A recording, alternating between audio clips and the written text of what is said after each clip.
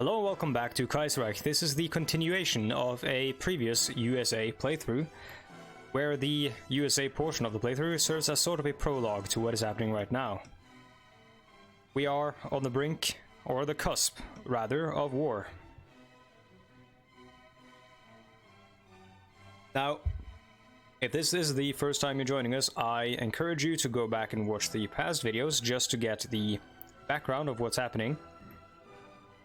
But if not, if you're just here for the action, if you're just here for the Civil War, then welcome. We're going to have plenty of that. The revolution has begun. Stand by the workers. Play as the CSA. And now this one is the conscription lawyer, I think, is actually regarding America, which I probably should have clicked that before I tag switched to ensure that my man here gets... Oh, he's on extensive, cool. And so are we, alright. That might have been us saying we want extensive conscription.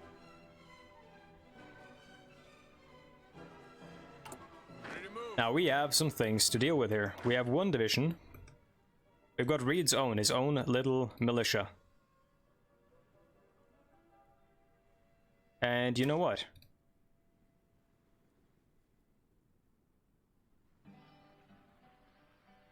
Actually, I'll rename them once I see what the others are called, but I'm thinking of calling them something like the first militia, Reed's own.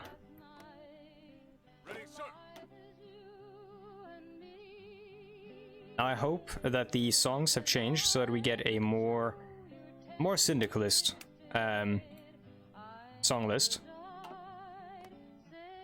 I'm gonna change the song list in the new 1.7 interface here so that we can potentially have more worker songs and such.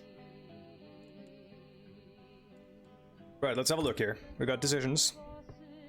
We can recruit militias. The Second American Civil War is here, and we must bring about our victory within it for America. So, how does this work then? Active for 12 days. Effects when removed. 6 militia units are raised. One of the following must be true. The American Civil War is over or does not control Indiana. Okay, so it's cancelled if one of those are true. So, is there any reason why we shouldn't just immediately recruit all of these? Like, is there really any reason why we shouldn't immediately call up all the militias? Wonder. Technically, the Civil War has not begun yet. We are still at peace, even though we have seceded. Though, of course, it's General Douglas MacArthur, so we cannot expect that to last for long. We probably won't have a... Oh, okay, we have actually got a pretty decent doctrine. So we swap doctrine when we swap tags. MacArthur will be on mobile warfare, which is fitting. We'll be on superior firepower, which is not too bad. And sadly, Mr. Merriman was on grand battle plan, which I don't like. Oh, dude, we got unique models for our tanks as well. Oh, that's so cool. Dude, I love this. M1 Thompson, the Chicago typewriter, of course.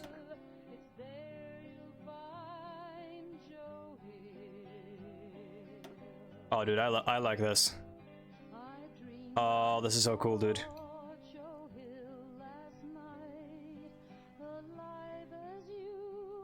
Don't like the name B-23 Dominator for the Syndicalists. Sounds like a very, No, that doesn't sound like it aligns with the Syndicalist propaganda at all. Let's do reinforcement rate. It's pretty good. It, you know, makes us get our organization, or sorry, our strength back faster.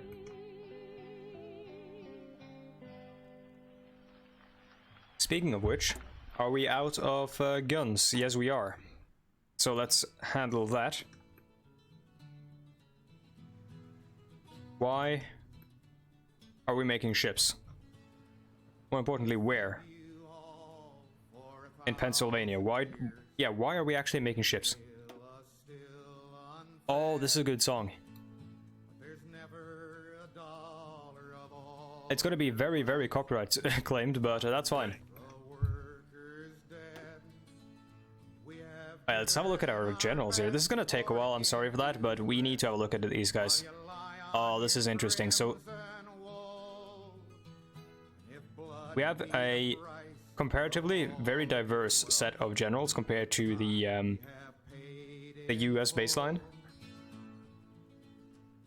But John Tisa, he's got a very like some of these guys have sort of an Italian look to them, and then we also have Oliver Law, which is our only black general, which is really cool as well.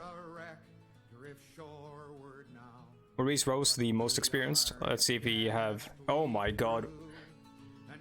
There's just a massive lore dump for all these guys. He hasn't pledged his allegiance to any of the CSA political factions, and is rumored to only be in our army in order to fight the anti-Semitic officers of the AUS, who once hindered his career. So he's Jewish.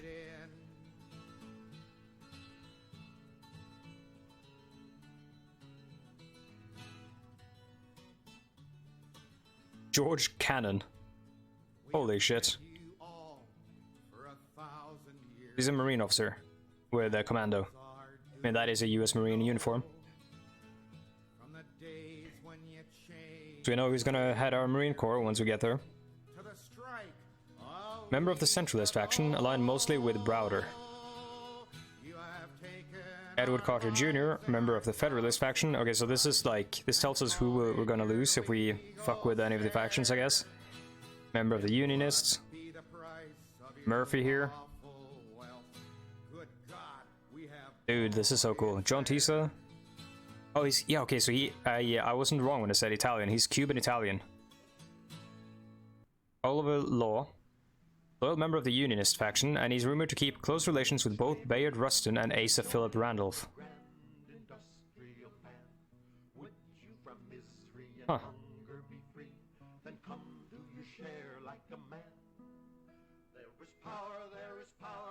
And then you got Smedley Butler.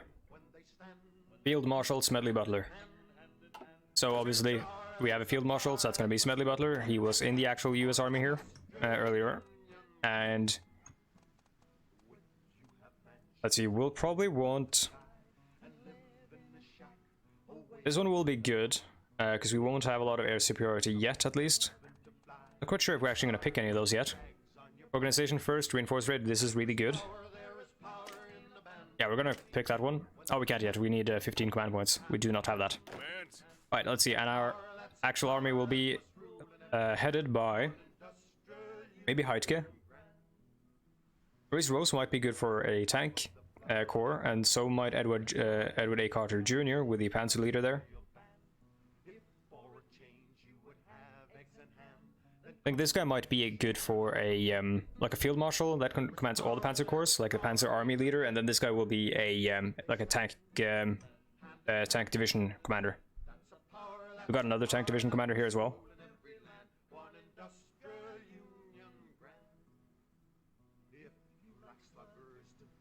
I think Milton Wolfe looks tempting for an infantry commander.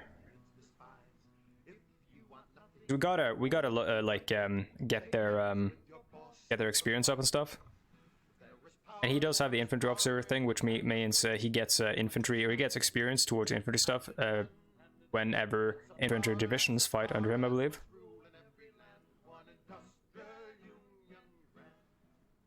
Though Hydra just is generally a better general, I'm going to put him in charge.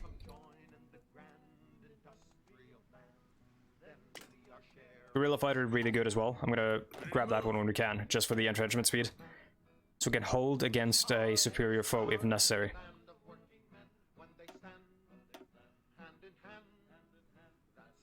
What color but red?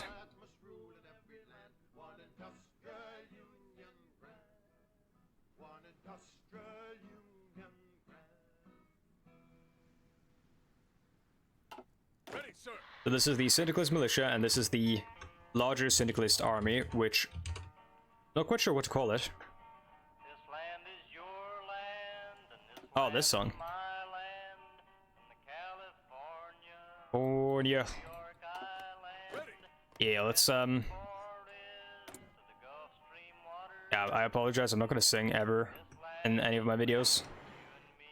We need, even though I might be tempted, we need, let's see, Illinois, yeah. We need, factories and stuff. Like military factories so we can make guns. Because we only have one right now. Actually, we could probably convert, because we have way too many civilian factories right now.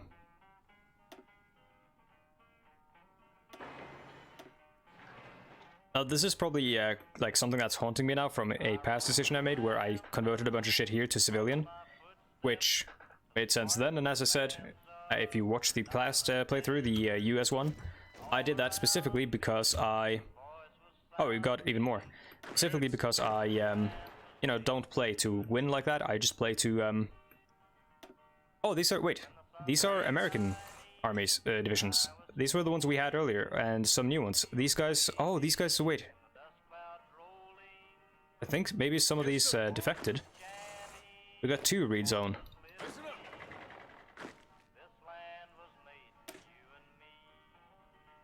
In which case... No, wait. We'll call them the Red Guard. These guys are the Red Guard, and the rest are... Red Devils, big red one. A lot of red here. Reed, yeah.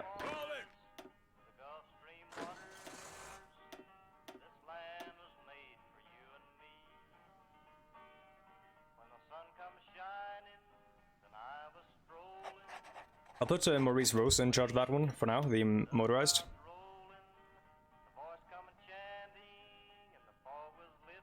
If you're new to any of my playthroughs, I explain the division mod that I'm using here in the first video for the US playthrough, but you can find the mod if you check the mod list down below, and you can find any of the mods that I'm using, including Kaiserreich, in the description down below.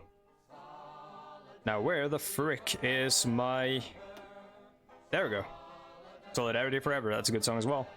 I mean, they gotta be some sort of shade of red, right? It's gonna be a confusing ass display here with just a bunch of red divisions.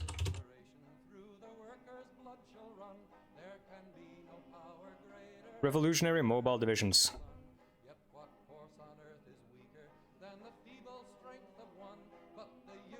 There, Revolutionary Mobile Corps.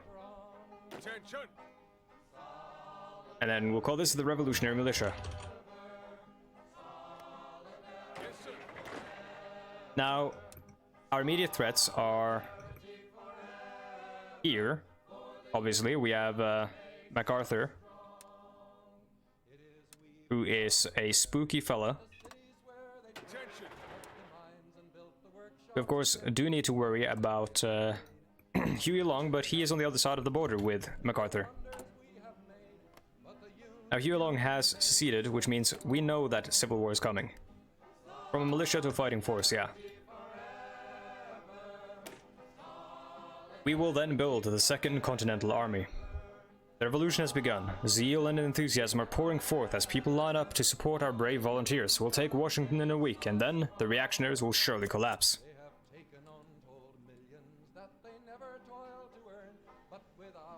Alright. Oh, this is weird. Don't know what that was. Oh. Configure favorite map modes. Oh, cool. Yeah, so... They're running over there. We're doing the Second Continental Army, which gives us some army experience. Meanwhile, we need to recruit those militias. Ah, so you gotta do them one at a time. So we're gonna recruit these guys first, and then the Pennsylvania militias as well. Stand up in America. A tense stand-up has erupted in the United States as democratically elected President Reed fled to the city of Chicago after being forcibly removed from his position by General Douglas MacArthur from Chicago. Reed's supporters have declared MacArthur's government illegitimate, as have Southern supporters of Huey Long, the Kingfish. Share our wealth. Yeah, the Share Our Wealth program. Every man a king, and so on and so forth. So, the situation is thusly. We are in a four-way stand-up between a military dictator and Douglas MacArthur taking over the state apparatus. We have Frank Merriam, who has... he's actually noted as Frank Merriman in the files. Found that while I was looking for his picture for the thumbnail for that playthrough. But yeah, he, Frank Merriam continues the tradition of the Republic, and actually continues the democratic tradition in the Pacific States of America. Look forward to that as well. That's also a playthrough that is coming out at the same time as this playthrough. American Union State, Huey Long has taken over here, viewing the election illegitimate, so he is not democratically elected by all of the United States, but he is the man of the South. Though he has also taken over with his right-wing militias, called the Minutemen.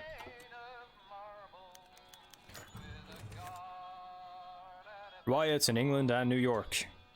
In recent days, syndicalist militias have been struggling and failing to take control in northeastern states from New York and New Jersey all the way up to the coast of Maine. So far, governors in the region have clamped down hard on the violence, though the result has been a series of violent riots in Boston and Buffalo, not to mention a wave of uprising still ongoing within New York City itself. Some New England governors are asking the Canadian government to intervene.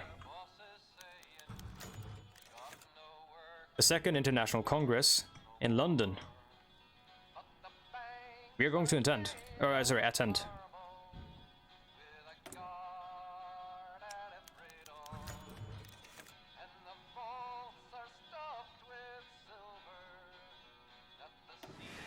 also going to start making some submarines just because we have free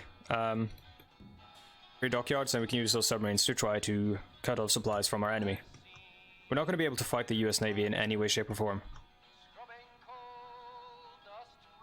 The 1937 Spartakiad, or Spartakiad, I don't know how to pronounce that. The first Spartakiad opening ceremony was held in Manchester and attended by dignitaries and athletes from around the socialist world. It's like a socialist Olympics. The British team carried the torch, the French team the hammer, and the other teams carried the pieces of the cog to the location where they were assembled.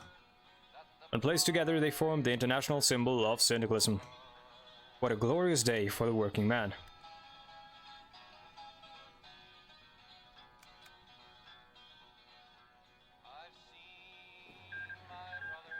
Oh, I see you there, Douglas.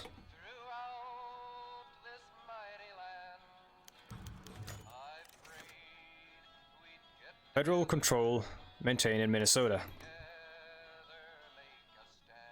Violence by syndicalist militia groups expanded to the city of Minneapolis and the surrounding region, with blockades erected on roads and the Minneapolis airport. Reportedly invaded by several armed groups. The airport was reportedly invaded. Before the violence could spread further, however, the governor of Minnesota declared the state's allegiance to the country proper and rededicated the state's loyal National Guard to fighting back the insurgents. So we did not capture Minnesota. So say we all at Battlestar Galactica. Illinois General Assembly invites the international workers something, to discuss the current crisis and the looming deadline issued by the federal government. Jack Reed accepted this offer and held an informal meeting with several trade union leaders. Reed made it clear that the situation was dire and that the SPA would need to unite behind the IWW in order to survive the coming conflict. The silent agreement meant that the traditional SPA leadership would be reorganized along industrial unionist lines, with each union representative allowed a single vote. The SPA immediately and unanimously pledged their support for a social revolution through direct action, not diplomacy. That means a violent revolution.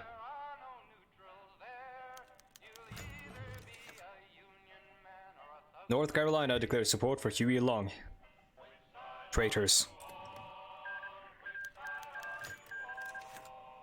Loyalist militias lose battle in Tennessee. Tennessee remains in the hand of the United States.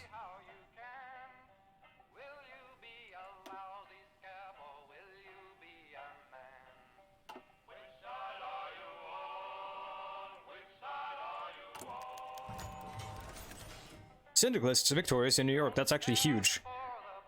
The battle between the syndicalist militia forces in New York City all the way down south into New Jersey has ended with the syndicalist forces declaring victory. Alright, fighting still on the bridges. We need to hold the lines, but we also need troops. I'm fully expecting, or like good troops, I'm fully expecting the militias to be kind of shit divisions, so I'm gonna create some elite divisions instead.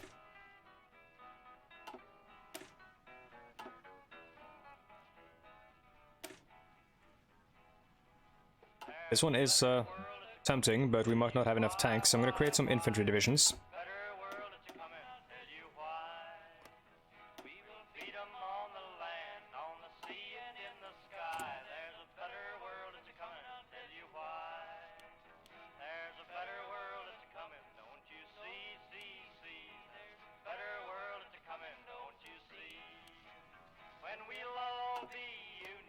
Alright, let's go.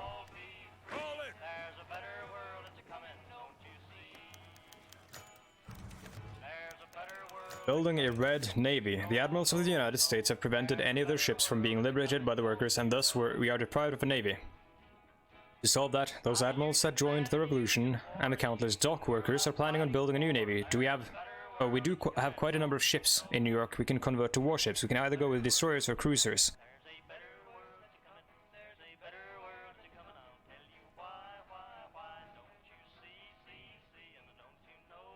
So, okay, so we get the same bonuses, but we just get free cruisers or free destroyers. I'll take the cruisers because they take longer to build. They'll be less useful in the war itself, but we can shore them up with more destroyers by just making them. Let's see here, leading the revolutionary military. So I'm not gonna actually I'm not gonna go down a strict path to reach one end goal. I'll try to let it be a bit dynamic, because I know that these syndicalist decisions that you make will lead you down certain ideological paths.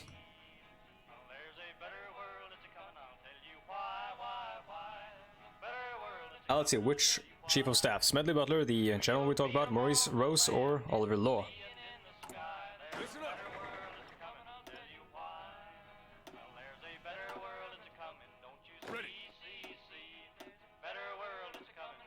Let's all look here.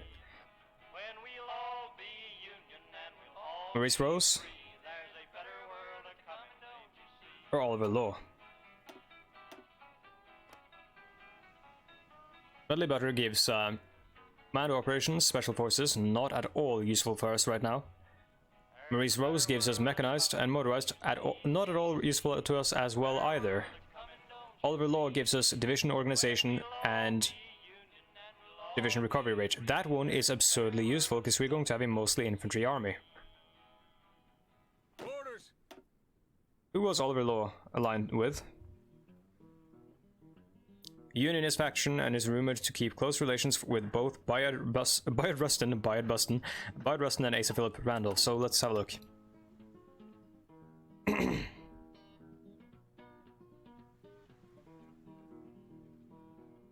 I'm looking to see if I can see exactly what by Browder. Okay, so let's see here. Commonwealth is either syndicalist or radical socialist, but which one is the which one is which here? The Unionist faction. Okay, so that's a syndicalist faction. That's what Oliver Law leads to.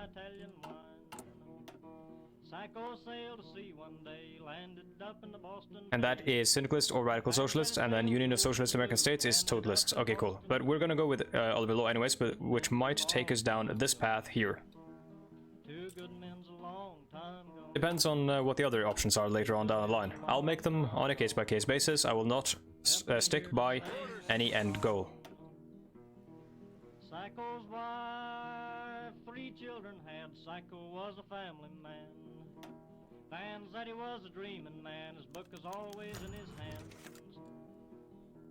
Psycho earned his bread and butter, being the factory's best shoe cutter. Vanzetti spoke. There's technically cavalry here, but it's got the black and red, so I can't resist.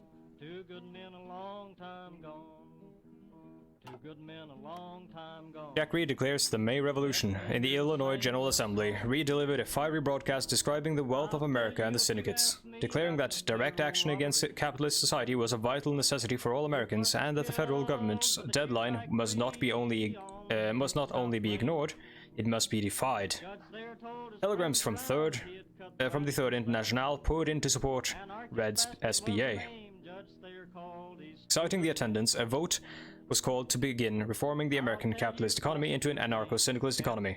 This referendum, signed by the attendants, declared the Federal Reserve null and void. The IWW was appointed the labor chamber for the new syndicalist government, and the selling of company shares, Komapny, got a typo there for you boys, Kaiserreich, Komapny shares declared illegal. The representatives, satisfied with their success, have returned to Chicago to organize the armed revolution. A pluribus unum. Alright.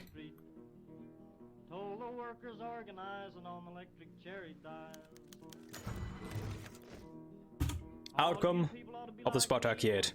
We have taken many gold medals in the event, making us a clear victor of the Spartakiad. Oh my god, go Combined Syndicates of America. Spartakiada is how you might pronounce it in some countries. Argentina declared war on the Patagonian Workers' Front. We got revolution in... Oh, sorry, Patagonia and Argentina, that's down here. A revolution down in South America.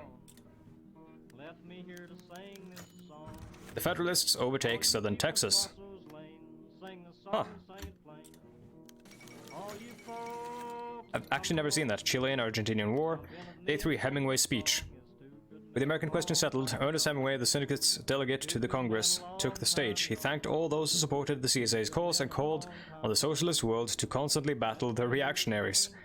The speech was received with great applause, especially by the French delegation. Fucking Ernest Hemingway, dude. Alright, we got the militias. Oh, I should actually, let's see. So that was the Illinois. Yeah, that was the Illinois militia. I'll group them by state. And then I'll keep these ones, the Revolutionary Militia, I'll keep them as the Red Guard. Revolutionary Red Guard. Every once in a while a bullet would fly. Kick up gravel under my feet. Ready to move. So afraid you'd kill our children. Dug us a cave that's 7 foot deep. I'm not quite sure what colors I should use for the individual states. I'm not very familiar with state flags. Down inside the cave to sleep. Attention. That very night you soldiers waited. Yeah, these are Revolutionary Militia as well. Miners was asleep. Ready to move. You snuck around our little tent town. Soaked our tents with your kerosene. I'll put them in a reserve. You struck a match and the blaze it started. You pulled the trigger. I can't call everything the Revolutionary X. I made a run for the I'll put them in the militia reserves, and we'll use these guys to hold a line. 13 children died from your guns. I carried my blanket to a war. Directive 53, leading the Revolutionary Army. The Central Committee has released a directive to appoint a member to be the head of the Revolutionary Army and guide the army to victory. The Central Committee has decided to appoint...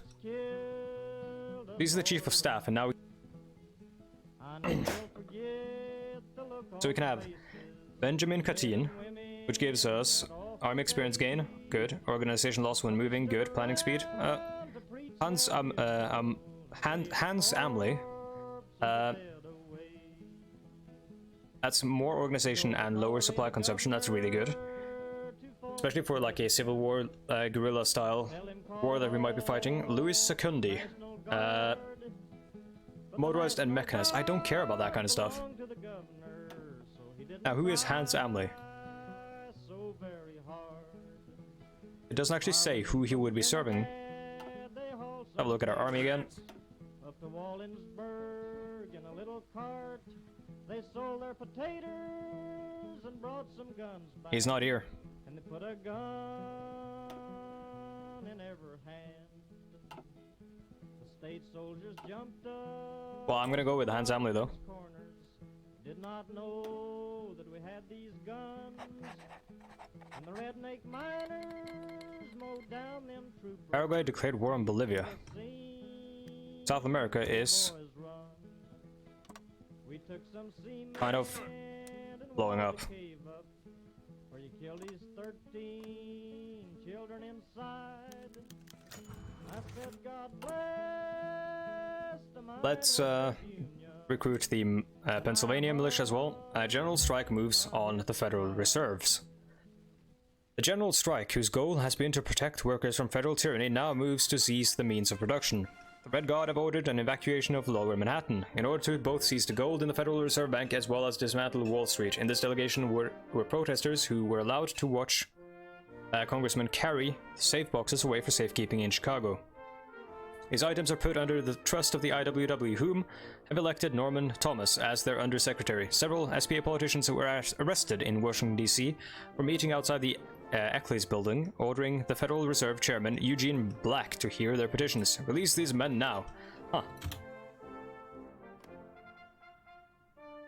It's all like I'm really digging the like tensions.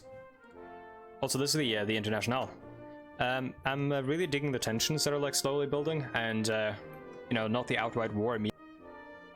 I'm a big fan of like build up and de-escalation stuff. Deadline looms.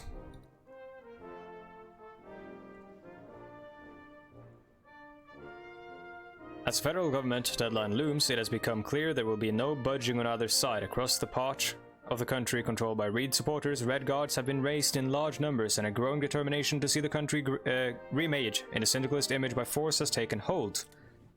It is only a matter of time. Let's get our militias here organized on the New York line. Ready, sir. Actually make these guys blue, just to make them distinct. We can add a like a leader of military intelligence here. The Second American Civil War. It has begun. I'll put someone with research speed on here because it gives research speed and decryption. All of them are 1%, so I'll put one of them. I'll put the syndicalist one, John Bernard. Right, well, with the Second American Civil War breaking out, with the revolution in full swing, let us call this episode because we are past the 30-minute mark. Now, if this is the first time you're watching any of my videos, I encourage you to listen well, because you can reach me on social media following any of the links down in the description down below. There's a Twitter link and there is a Discord where we have a nice little community. If you would like to support me, you can do so on Patreon. In a true revolutionary fashion, the Patreon has only one tier, and you can give according to your ability. And everyone receives rewards in equal measure. Now, thank you so much for watching, and I will see you next time. Goodbye.